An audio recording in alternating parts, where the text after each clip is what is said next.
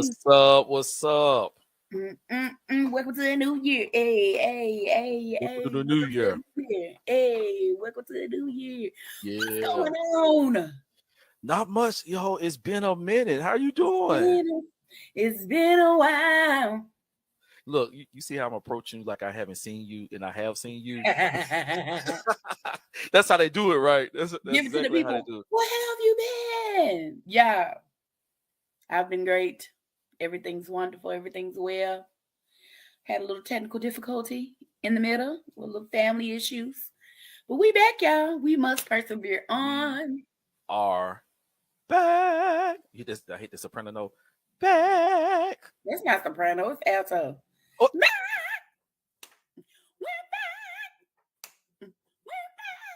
You gotta do it like that. I can't do it like that. I got too much stuff that dropped real good. Oh, forgive me, Sage. Forgive.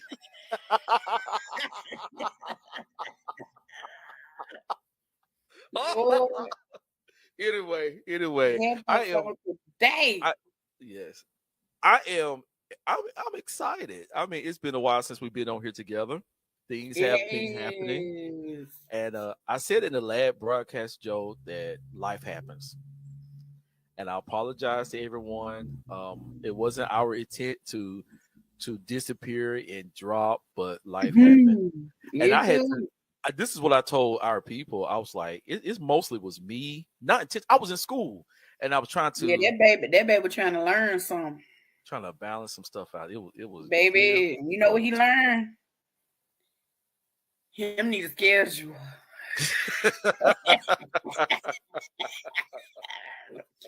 He need a system. I That what he I need. did share one thing that I learned. My plate was full. It was literally It full. needed I was sideboards. no. That's why He I had, am what I he had one of them Thanksgiving plates. Y'all know y'all be having them extra long plates on Thanksgiving. with the small serving size corners that you really can't fit Right. nothing on there. Yeah, yeah. But life happens. I learned some things along the way, and when I tell you I learned some things, I learned some things. I learned something, and that's Well, going that brings us to this topic. right. Hey, You and I had this discussion. As a matter of fact, I had a discussion with our other sister too about comparing yourself and things like that, and not realizing that you are comparing yourself. And I remember having this conversation with you, and I said, Joe, I come to the realization it's okay to fail, and we start having yeah, this huge dialogue about how failure was presented as a negative, but failure can be a positive. it is a positive. It very much is, and it goes hand to hand with the revelation of pain. We talked about that. The Oh, revelation of pain. When you hear pain, it's like, oh, mm-mm. But with everything that comes with pain, there is a positive. But sure because is. we're trained to think pain is not good, we'll just say pain is not good. But if you think about it, everything positively has some kind of pain attached to it. It So does. that's the same thing that it is with failure. It's a learning experience, and how you gonna learn what not to do if you don't i- fail? If you don't fall, it's kind of like learning ride how to ride a bike. I remember as a young boy learn how to ride a bike, and my daddy would push me. First of all, he started off with the training wheels. After a Mm-hmm. while, he like, boy, you too big to have these training wheels on this Them things bicycle. bending on the side, What? throwing up Q side. Because Oh, you got too big.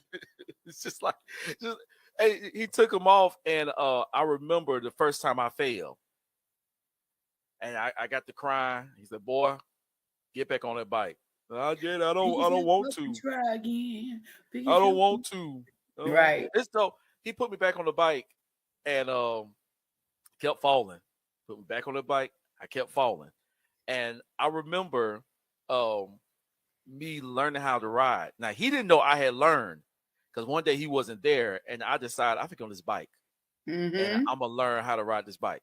You know, and now I'm gonna take this part right here. Now I enjoyed the one-on-one, interaction because I was a daddy's boy, and so Mm-hmm. I had started pretending like I didn't know what I was doing, so I got that one-on-one time with him. But I remember he had got off of work early, and I was on my bicycle just riding this, just going at it. And they're like, "Boy, when'd you learn how to ride a bike?" I'm like, I've been learning. As a little kid was, I've been learning. but think of this: the pain pushed me to keep going. I scraped my Mm, knees, bleeding on, because we wore shorts a lot, a lot. a lot. Yeah. In Florida. Scratched up, yeah, in Florida, and then I had them pedals that had the spikes in them. Mm. Yeah, so I scratched myself up, and and those wounds became a testimony of my attempt and what I achieved. And so Yeah. but it's funny how those stories like that, it doesn't transition over when you become an adult. So that brings us to this question. In the bicycle of life, Not the bicycle of life. the bicycle of life, Yes, sir. are you using that to get more attention? Because what you said was, even though you had slick learned, you stretched it out so you can get that one-on-one time. Oh So yeah, yeah. that's a question to see if in this bicycle of life, have you created this space to where you like the attention of the fall, as opposed to learning and because there are a such thing as have you ever met a person that's been a victim for so long, now that's their life, they like being a victim? They do. They do. For me, that wasn't. I didn't keep falling. I just had him to bounce out the bike. Now, that was two different things. I didn't like to fall.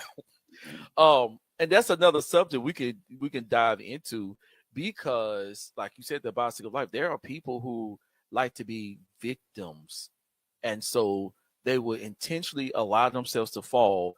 That way, somebody can rush to their aid and pick them up, Mm-hmm. knowing they can handle the situation on their own. But they just know what, I got friends like that. Man, me too. And when you said that, like, you extended your time with your dad because you want to spend that one on, people extend situations because they want that attention.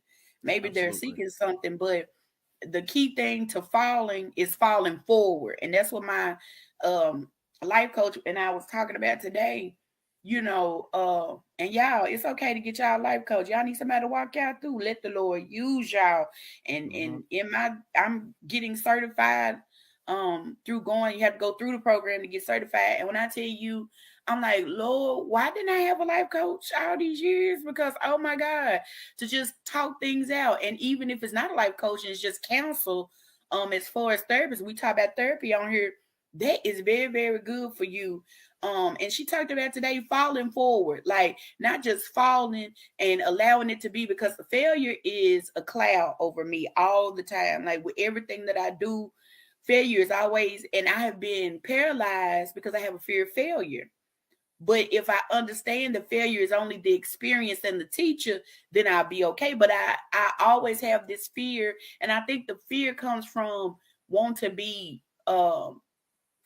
pleasing or wanting to make people proud. Like, even, I'm very open with my weight loss journey. I have had a strong fear of failure with this whole thing because it feels like everything that I try to do that's important to me, I never quite finish it out. Like, I'll start it, but I won't quite finish it. But with starting this weight loss journey, this is my entire life. But at the same time, those days where I have those huge cravings, because guys, the cravings come back. That time where your stomach finally heals and you can hold a little more food. Are you still going to be disciplined enough to eat what you're supposed to eat, what time you're supposed to eat, the amount you're supposed?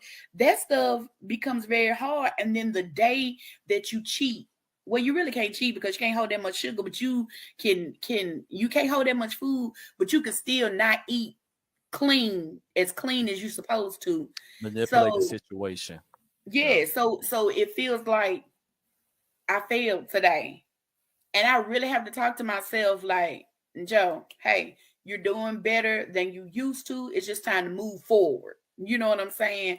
And so that's a big thing for me. There are some days, and when with failure comes the manipulation of vision.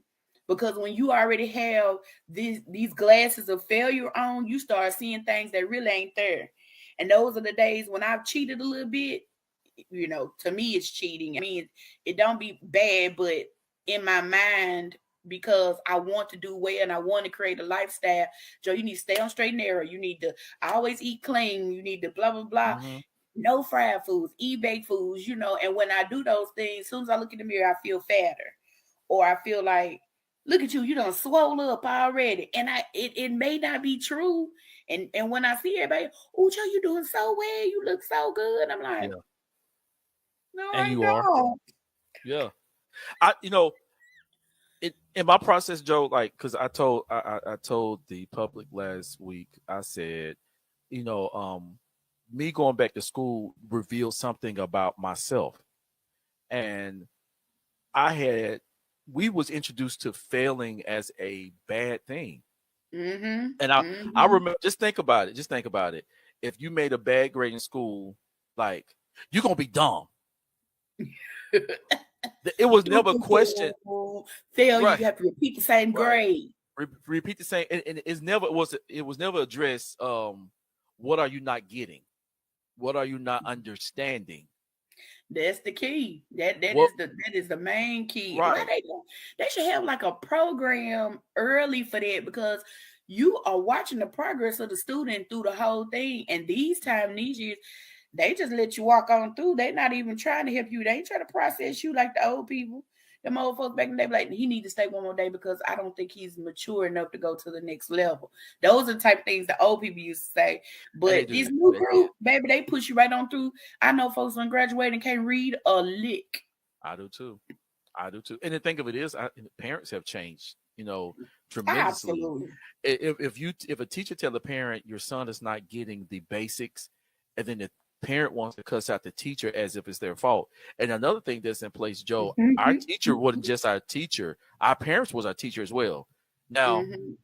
like, my father, the man who raised me as his child, he couldn't read, but he made sure I sat down and read that book. I didn't find out until I was in, So like, you read and you think he followed along with you. You got to get this stuff right, and he wouldn't even known if you had said the wrong word for nothing. he wouldn't have known anything at all. I think I was about 8 or 9 when I realized that he couldn't read. Because one day we was talking, and I asked him, I said, Dad, I said, would you read this book to me? And that's when he told me he couldn't read. And Wow. so, But he created the he atmosphere created the as atmosphere. He though did. as He though did. reading was important, because it was important. The fact that he couldn't, he made it important for you. He did. And and the reason why he did that, he supported my mom and how she was handling me with education. Mm-hmm. So, and so when failure was introduced, it was kind of like, let me continue to be perfect, because if I'm perfect, I don't have to be compared to anyone. And like, Yeah. I used the example one time before, like, I remember being happy that I made a good grade, and I remember an adult comparing me to another child who did better. Better. So Mm-hmm. then I had this image in front of me, like, I could never be better than him or her. And then I had to learn. Then I started doing this one up thing, like, well, I'm gonna have to go 10 times harder just to make sure that no one compared me to another person. Well, Mm-hmm. yeah, you did sing well, but Jonisha sung way better than you. You know how much that kills a child? Wow. And And like, that's something. I was thinking about this movie. It's a new movie just came out, you guys. I'm big into cartoons and Disney if they're wholesome, because they got a lot of innuendos these days in cartoons. But I love good wholesome cartoons, and there is a new one out called Encanto, and it's basically about this mother that had 3 children. Her and her husband was running like almost like a refugee type thing, and when the bounty hunters came, um, the husband decided to sacrifice himself so that the wife and kids and the rest of the people could move on. And when she did that, the love and protection of her kids created this land of protection. And with the land of protection, each family, each generation, as they grow up, they get a gifting that is to help edify the city and help with the city. So, one child got the gift of strength. So, anything that was needed in the city that needed muscle, they sent her. One got the gift of beautifying the city. So, anything that was needed, flowers, anything, they sent her. If rain was needed, there was a person. So, this one particular child, when her time came to go to the door, there was no gifting for her. So she felt less than and unworthy because she didn't get a gifting like all the rest of her family members. So she was weird. Long story short, the reason why she didn't get a gifting is because one of this is so good. Her uncle had the gift of prophecy. He could see ahead. And he saw her face and he saw the house breaking up, but it was a twofold division. It would be broken on one side but then put together on the other side. But he was so scared of the vision that he saw. Of course, we see in part, he stopped the vision and didn't want to see the rest. So when it was time for her to get her gift, she didn't get her gift because he foreknew the vision. Well, long story short, she wanted to know why she didn't get a gift. She started searching and researching, found the vision. Went to the uncle, ended up going into hiding because every time he would release a vision, because he prophesied in part, they would say he would create doom in the family. So he started disappearing because his gifting wasn't good enough for the family. So when she went to him, like, what is this prophecy? You need to have another prophecy for me to understand this one. Long story short, the prophecy was the gifting wasn't the gifts or what they could do. The gifting was them, the people. They were the gifts. And because they remembered their love and they were the gifts, they could work in it. But as soon as they got divided, the house would be divided. So she was called to make her grandmother, because her grandma had started relying more on the gifts than the love that she used to have for her children. Her love created this city that had all these gifts. And so basically, towards the end, she felt like she destroyed the family. But as talking to her grandmother, saying, I'll never be good enough for you. I'll never be strong enough.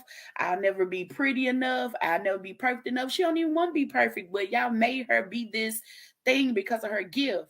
And long story short, the house was rebuilt. Everything was restored. The giftings were restored because they remembered the gift wasn't the actual gift, but the gift was the people. It was the people, and Mm-hmm. people are gifts. And I think we fail to realize that we are within ourselves gifts. That's who we are. I'm a gift to you. You are a gift to me. We are a gift to many other people in different capacities. And the thing about the gift is that it manifests differently with different connections. It does. And there's a season, and this is the thing with failure. I think we fail because we rely on what we think is the gift. Like for instance, if you grew up and you were a real good speaker, everybody just wants you to speak, you will identify yourself with that gift. Like, With I'm a the gift speaker, only. I'm this. Yeah. But then when the season changed for that gift and the speaking is not what God wants to work in you, maybe it's writing this time because you relied on that gift. Now you fail because nobody's calling you for the speaking anymore. That season is changing your life. But when you rely on that gift in you, you'll feel like a failure. But you're really not a failure. God just don't want to expand what he wants to expand in you. And seasons change. Sometimes singing is needed, and then you'll go through a season where there's no singing. And that's what I had to learn with failure. Sometimes I fail because I focus on the wrong thing. And it's Hmm. and it's only failure, nothing beat a failure but a try. But I don't want to try because that's not what I'm good at. How you know you're not good at it? I Yeah. never thought I was a teacher. Yeah. And my problem with failure for me was like, I don't want to look stupid. And sometimes you gotta look stupid to learn. Hmm. Even the Bible says he takes the foolish things To to confound the confound wise. the wise. Yeah. If you don't ever want to look foolish, how you gonna be wise? And I'm tell you, my supervisor and I had this conversation because believe it or not, as adults, we struggle with our inner child. There are things that was introduced to us as children that, and I talk about my age and I joke about me being 25, but I'm proud to be 41 years old. But I struggle with that 5 to 8 year old Darnell.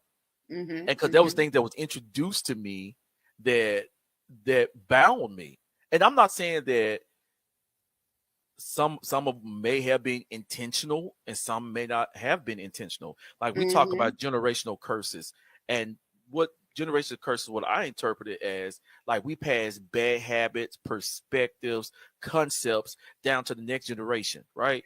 So a lot of Mm-hmm. things was input into us, and then we find ourselves carrying burdens, ideals, concepts that keep us in a place. And so when I looked at failure, I was like, I'm not doing well. I'm not a good person, or all those things as a 41-year-old male struggle with. Like, man, I ain't good. I ain't good at all. Man, who does this? Oh, check this out. Check this out. You're an elder. Turner, how you a preacher and you ain't doing that good? What they gonna say about you, man? What they gonna say about you? You saved. You're a God man. You're a God lover. And like, oh, look at that man. He's dumb. So this came to light for me when I became a full-time student. And then I'm surrounded by people. I'm in my classes, and whether you all know or not, in state of Tennessee, they're doing this early college high and things like that. So Yes, I you're in have class with the high school students. and one guy just quoting all this stuff, and another female quoting all this stuff. And then I'm looking at, because I went online. I had a hybrid. You can go online or you go to the classroom.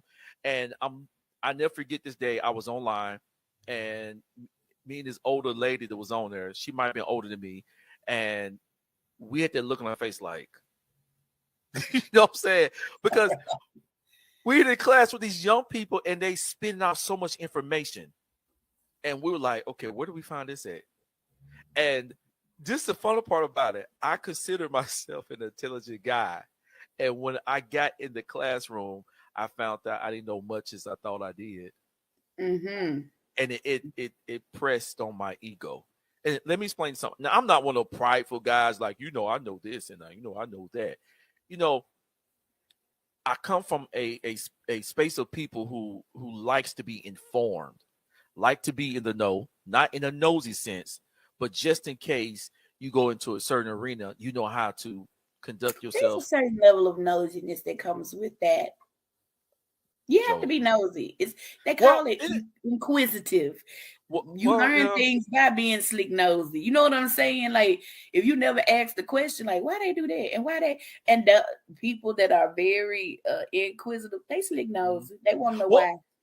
I guess I was speaking from the aspect that you got to be in somebody's business, type of thoughts. So Joe, for real though, like I pushed forward. No one knew, but I had slid into a space of depression. Mm-hmm. And I remember just going home, sitting in my recliner, going home, laying in bed, and trying to figure some things out. Okay, how am I going to do this? How am I going to do that?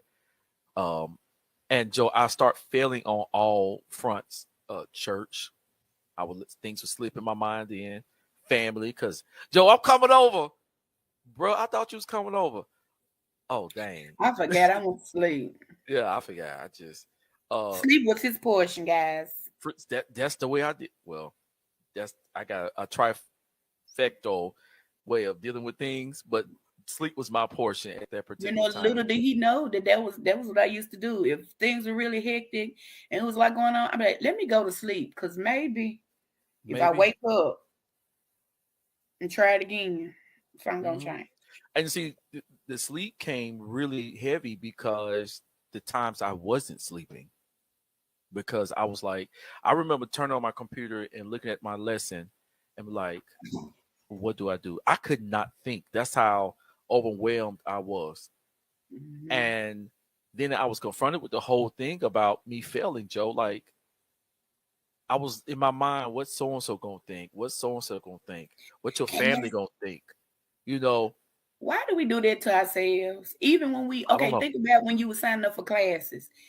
In your mind, if you signed up for one class, you really weren't going to what somebody going you just going to school taking one class. But if that's how you can handle, yes, I'm Hmm. taking one class. But we start talking for people. It ain't necessarily what they saying. We start talking for people, and this is part of why I have this cloud that I'm speaking to of failure that's over me because I talk for the people. I don't Mm. even give the people a chance to talk. I talk for the people. I'm trying to pre-think. It's sort of like I can talk about this because yeah, I'm over it. Um being a younger fat kid, you try to beat people to the punch before they say something because if you beat Hmm. them to it, then it won't hurt you because you said it. Yeah. So I try to make a joke before you make a joke because I know you finna joke on me. Then it got to the point where I couldn't stop demeaning myself or talking down about myself, you know. And then as you progress and you're trying to change your mindset, man, I talk bad about myself. But that was Hmm. me pre-thinking, going, you know, trying to catch it so it wouldn't hurt me so bad. Like if I joke about myself, you'll stop. And most times that does back people up because they know you're not scared to say, oh, What they're Sherry, thinking. thank you for that. Yeah, yeah, Yeah. yeah. I'm gonna say, but you can't when you do that, you diminish who you are. And I never thought of it in that light. I was just calling myself counteracting the punches before they get it. But that's the same thing you do when you get ready to do something. You don't let all these voices go that ain't said nothing. It's you, Hmm. and they make you do something that's too much at a time, and Right. that's one of the reasons why sometimes we're not good at what we do. We do it too much at one time. That's like telling the Hmm. person who has never fasted fast for 21 days. Who They're never gonna die. fasted? They got to prepare themselves. You got to prepare. And it's the same thing about your school. And I was thinking about that. You ain't been in school in years. Why are you gonna Hmm. take 25 classes? Well, my thing was at the time, my advisor did not advise me, and Yeah, so you know how he my said that? My advisor, which signifies mhm. you in the wrong position because you didn't advise me of nothing.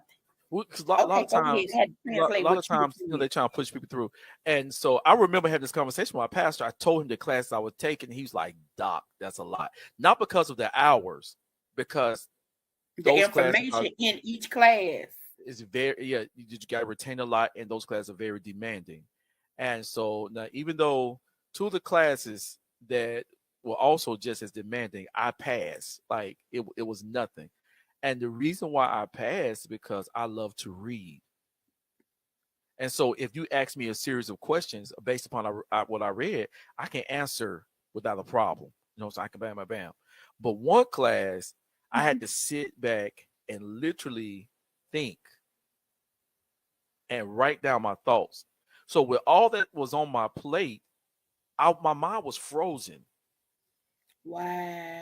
I Wow. literally would look at my homework, be like, and so I had a couple of friends, and I shout out to my friends. You know who you are. Who went to school, and you're going for your masters right now. And this, the first time he said it, it didn't set well with me at the time because that's when I knew that's when I knew I struggled with perfectionism. And Mm. he said, "You haven't been in school in a while." He said, "If you fail, so what? Just start over."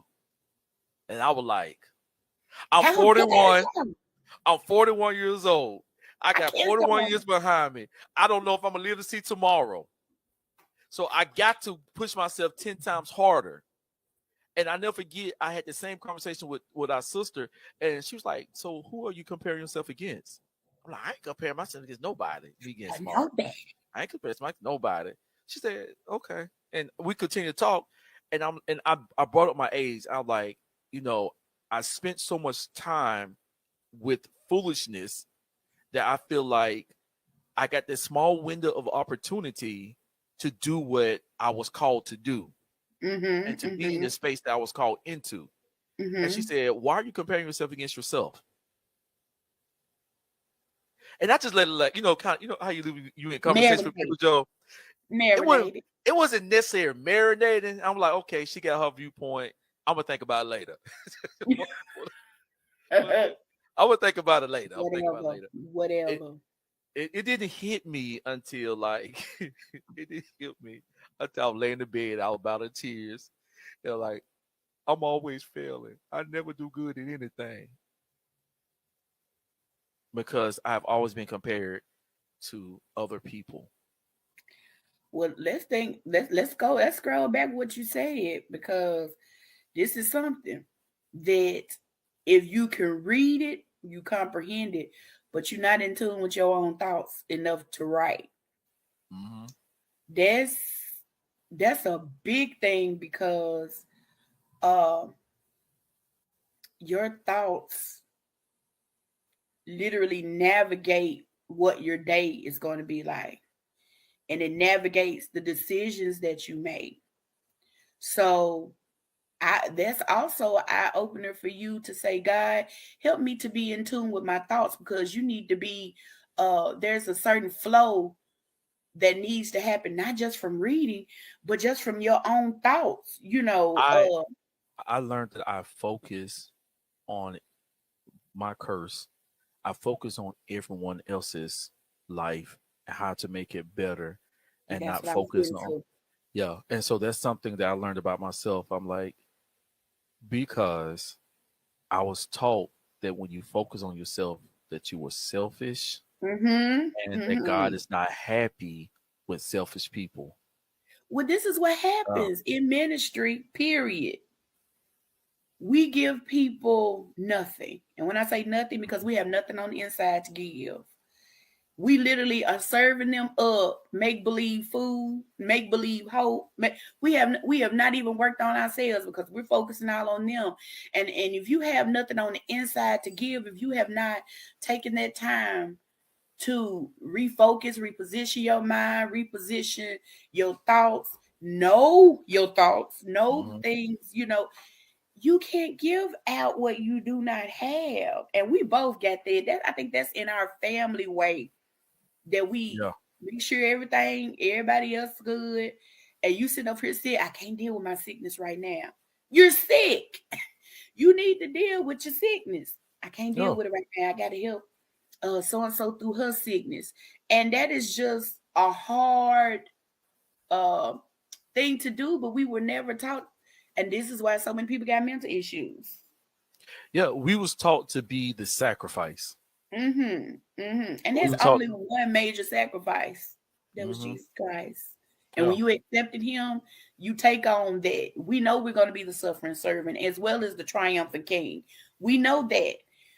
But if you don't get yourself together, you can't serve and allow God to serve. You need to be in tune with the all three parts of you. You got to your be in mind, tune. your body, and your And spirit. your spirit. You got to, and those you talk about all of that, and that is true, because and we rape ourselves from living wholesome lives. Like the Bible talks about that He wants us to have life in that more abundantly. But we have been like we public, as y'all already know, we church people, so we Mm. only talk about church experiences for their religious context. We have been taught that life and life more abundantly is when we leave here, this side of this plane, this side of expression, to go to the other side. And Humility so, is poverty. No, no, no, no. That's a spirit. I'm breaking the spirit of poverty over my life, and I'm not humility because I got $2 and I give it yeah. unto the Lord. I got humility because whether I got $1,000,000, I'm still doing it unto the Lord. And also, when you have a humility that I'm doing extremely well, but tomorrow it might be different. So let me have this position of an humbleness, because these things may not be here tomorrow. And so that teaches you, how to stay humble. Like, and so those things are building blocks to where we are and why we operate the way we operate in fear. In fear because we're afraid, like you said earlier, that you won't do well. And Mm-hmm. because you don't want to be judged negatively, so you like, I'm just not gonna do it. I'm just not gonna do it. Okay. So my baby have moved to New York State. She moved to upper New York State. And we had this conversation and she was asking me a series of questions. She told me what she was going to do. And Mm-hmm. this was her statement. She said, it might be a bad decision, but I'm going to do it anyway. So I felt That's like that it. That yeah. is it. And How you so know until you know? until you know. And so I felt like she wanted me to tell her no. Because the reason why I said it, because it was a series of questions after that. And this is Mm-hmm. what I said to her. I said, I'm not going to rape you the way that I was, because people spoke to my fear and rarely spoke to my opportunity. That's so good. And so even if you go there and you don't fail, at least you have the experience and you know what to do and how to handle yourself when the next opportunity arises. And I also told her, look, if you don't do well, remember you always got a home with me. And that's the thing. People want to threaten you and manipulate you to stay where they are so they don't have Mhm. to come up. And they'll tell you, well, you leave, don't come back. And then you feel like you will pressure yourself to try to do things that's way out of league. And then you have to do stuff to keep up the act because the folks didn't want to look like that they didn't succeed. So they'll pull you down and try to keep you in a place. And nothing, what they say, nothing beats a failure but a try. My thing Mhm. is, anytime you have fear about something, um, what you need to say to yourself is, how do you know? How do you know? How do you know this not gonna work? Have you tried it before? That's why I tell people about food. Everybody know I try anything. I will. Well, almost anything. I ain't gonna do no escargot or nothing like that, baby. I can't do no snail, praise God. It took you a But while to eat a mango. I know that much. It took you a yeah, while. because I had a bad experience. Okay, Yeah. failure. I had a Failure. bad experience with the mango. It wasn't settling with my spirit, so I was like, mango, no, no, no. But it wasn't because I didn't try it. It's because I had a bad experience. And the thing about it is, I tell people all the time. I said, hey, I'm going to this city. I would never go back to that city because when I was at that city, my business didn't work. Da da da. How you know it just wasn't the time and season? Try it Sometimes. again. Yeah, try it again. Try it again. And that's what we don't want to do. If it hurt, if it's painful, if we didn't like it, we won't ever try it again. And it may just been not the time. Yeah.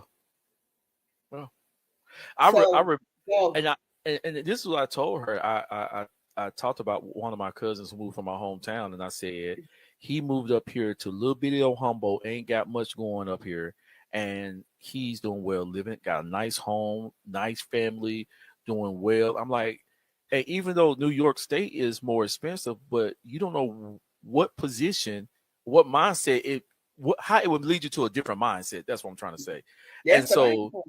And the thing of it is, like, and I just had a conversation with one of my close friends because I was talking about I was right around Humboldt and I wanted something to eat. And I said, there's no good eateries around here outside of Wall Street Grill. I'm like, that's my opinion, y'all. Don't get mad at me. It's my opinion.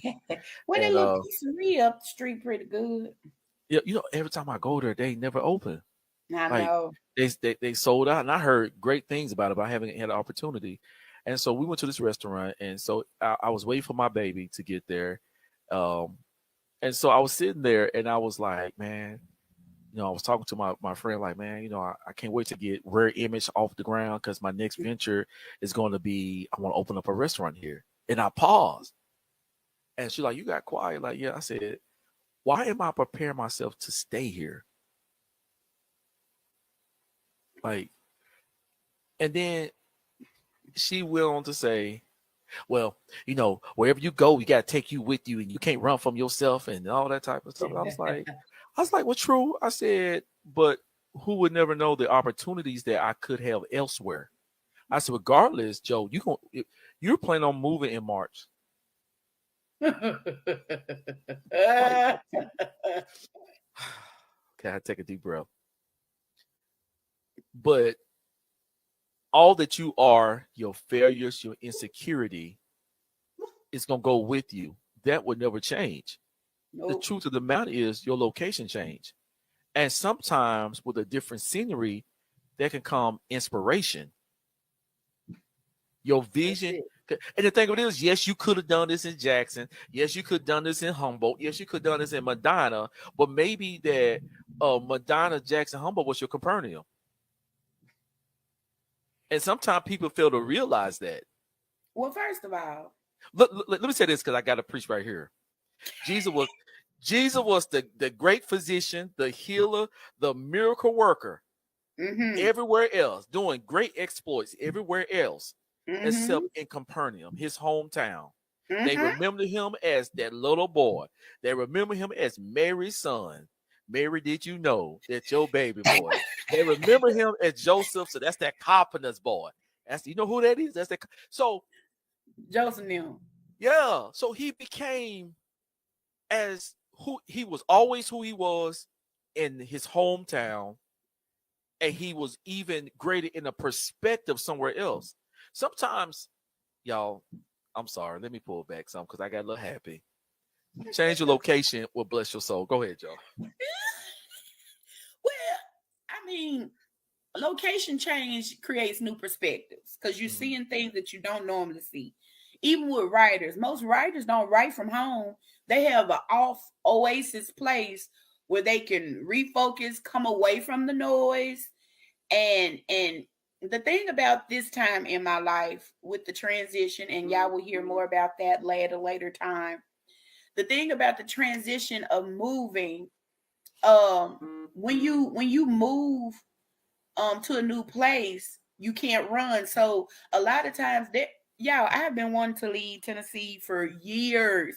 God would not allow me. Every time I try and make plans, he would not allow me. But this time when I move, I'm not moving to run from anything.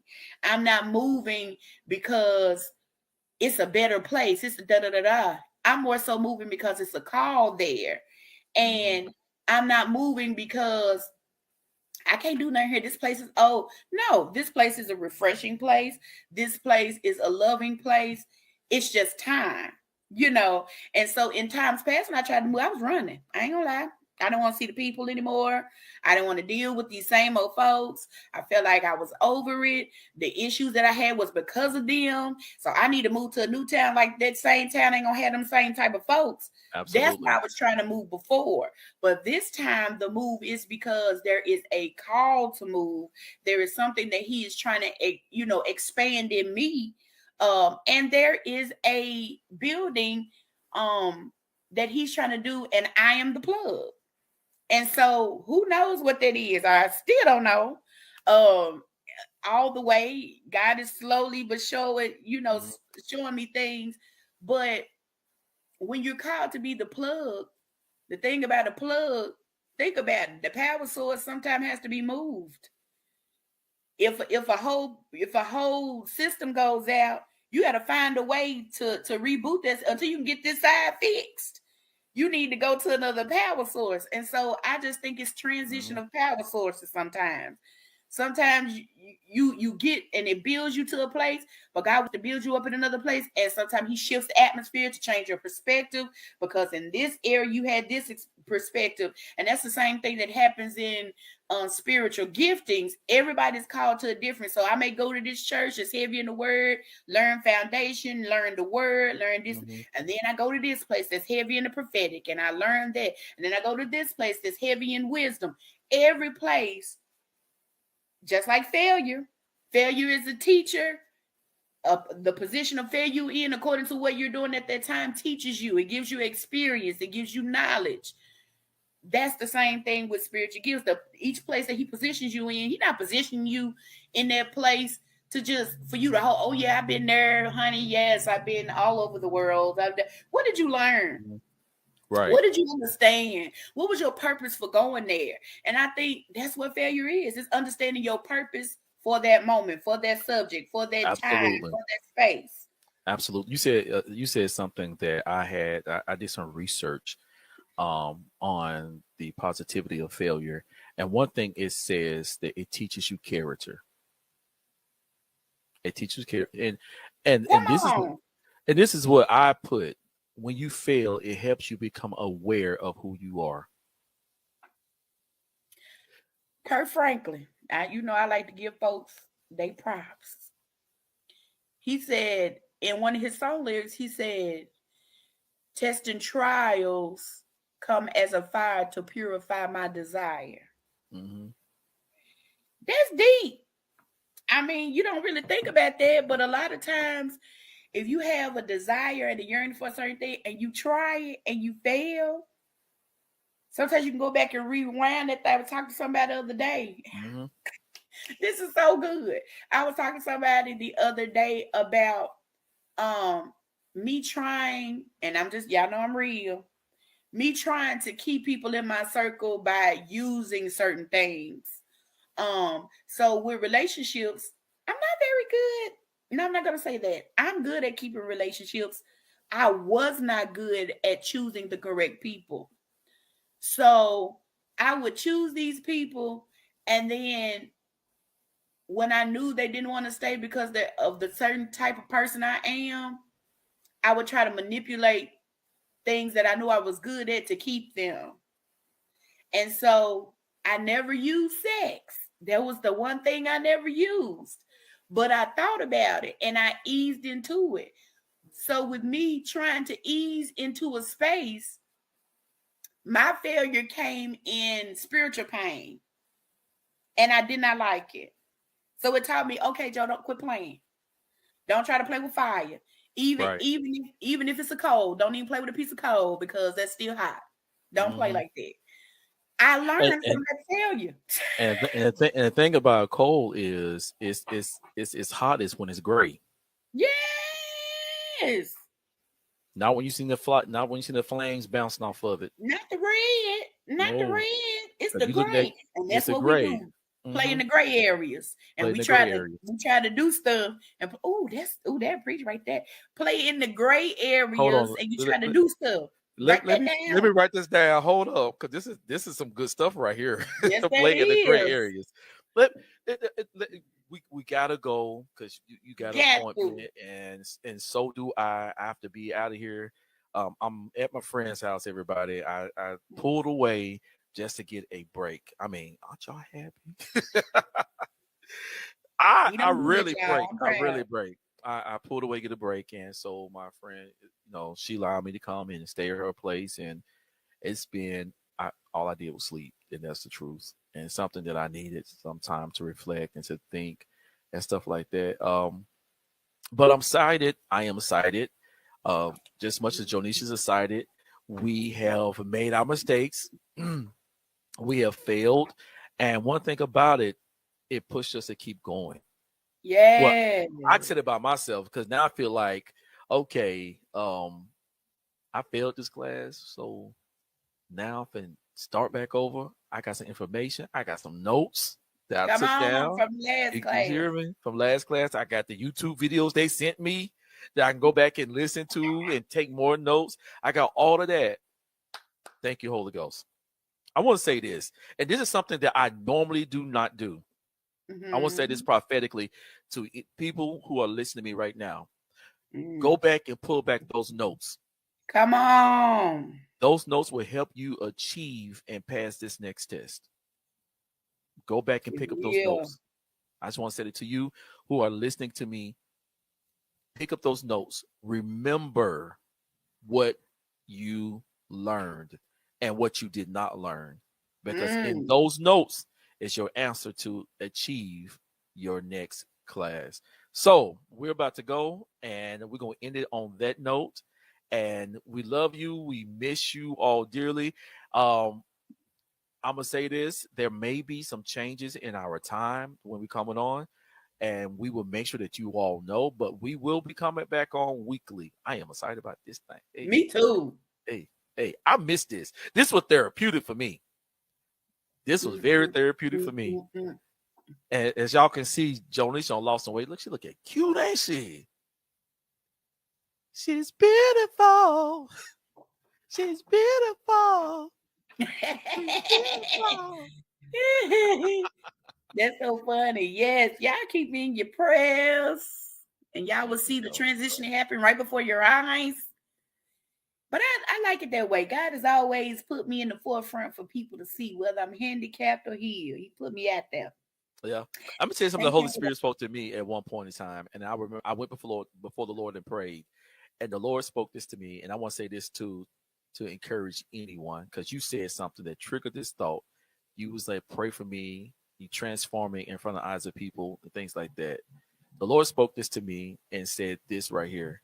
I'm going to use your embarrassment as an example to what I can do in the lives of other people.